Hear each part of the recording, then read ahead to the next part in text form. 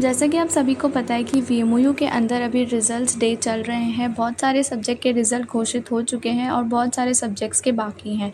बाकी रिज़ल्ट जैसे BA, DYS इनके भी बहुत जल्द जारी हो जाएंगे। रिज़ल्ट में यूज़ होने वाले कुछ शब्दों का मतलब मैं आपको बताती हूँ। जैसे अगर किसी के रिज़ल्ट में एनसी लिखा है तो उसका मतलब है नॉट क्लियर, एससी का मतलब है सक्सेसफुली क्लियर, एबी का मतलब है एब्सेंट, एएस का मतलब है असाइनमेंट, टीएच का मतलब है थ्योरी एंड जी का मतलब है ग्रेस।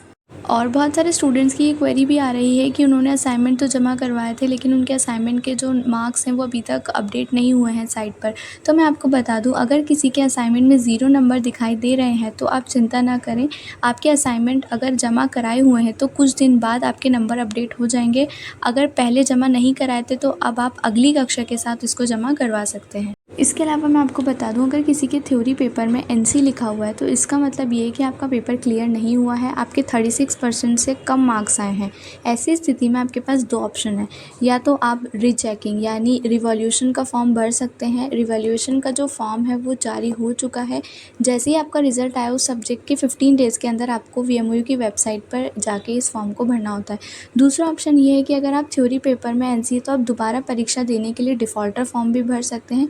डिफ़ॉल्टर फॉर्म जून में शुरू होने की संभावना है और जुलाई में आपके डिफ़ॉल्टर फॉर्म की परीक्षा हो सकती है।